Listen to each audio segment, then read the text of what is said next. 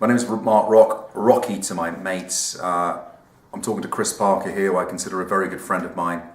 Love working with Chris. He's a good lad. He's a lovely, lovely lad. I'm talking about 5 books that have really helped me and inspired me as an educator. I want to educate people about the Christian faith, but in a really big, big way. The first book I want to talk about is by Calvin Zierveld. It's called Rainbows for the Fallen World. And what I love about this book, it focuses upon imagination. And it inspired me when I read the chapter about using imagination in the classroom. And I just love it. It's a liberating chapter. It's full of worldview, it's full of insights, but its focus is upon the aesthetic, about humor, about imagination. And Calvin Zierveld is someone I've learned a great deal from, and he's a man who's got so much wisdom, not just about philosophy, but about imagination, aesthetics. So that kind of book set me free and inspired me. My second book is by another great Reformational thinker called Bob Goudsvaart, and he is one of the most humble men I've ever met.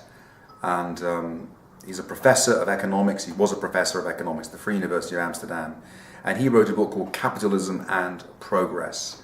And in this book, he really opens up a profound view of society and the whole issue of the faith in economic growth that shapes Western culture.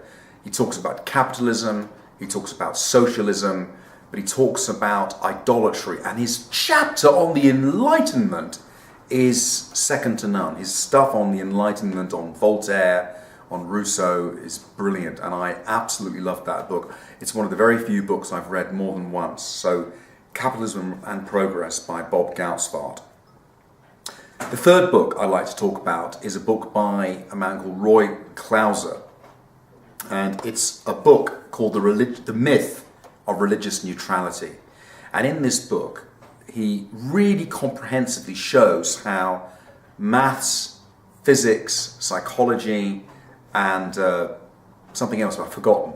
He shows very clearly how your religious assumptions shape how you do these different subjects. And it's based upon the work of Dooyeweerd, but it's written in a very clear and very accessible way.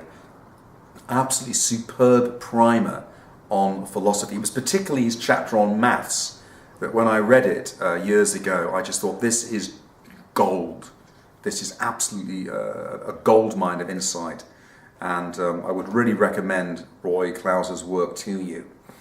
My fourth book is a book by Brian Walsh and Sylvia Kiesmack called Colossians Remixed. Again, it's a brilliantly imaginative way of reading Colossians. And it talks about the empire of the Romans, and how that crushed people in its wake. And it moves into the world of consumerism, globalization. And it really brings the book of Colossians alive in an absolutely fantastic way. I really learned a great deal, and it's a joy to read, and it's influenced a lot of people. It's particularly the insights into having a baptized imagination, how we need Christian disciples who have a baptized way of looking at the world, and how things like business and art can be redeemed. So I really do want to say Colossians Remixed. Have a go at that. Have a Butcher's Hook Look. The final book I want to talk about is by Herman Dooyeweerd, who used to play for Ajax back in the 1960s. Only joking. He was in fact a supporter of Ajax, but he was a great systematic philosopher. And I really think that Parker and both Kenny and Chris could benefit a lot from reading more about Herman Dooyeweerd. I don't think nearly enough Australians know enough about Dooyeweerd, and Roots of Western Culture is the book I would recommend you to read. It's about the history of philosophy and how these different ground motives of paganism, Roman Catholic ground motive, and secularism, how it impacts the way we do philosophy. And it's about the history of ideas, it's about culture, and of course it mentions one of my heroes, Mr. Thomas Hobbes, who hails from Wiltshire, and he talks a bit like that. "Who are my darling, where's your trapper?" In fact, that isn't a very good impression of Hobbes, because actually Hobbes probably spoke more like me, because I speak BBC received English.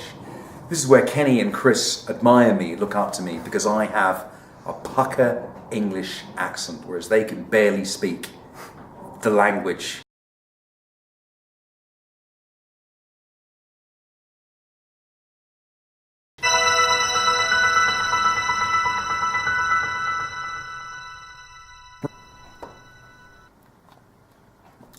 Do you think I've got a nice speaking voice? It's beautiful.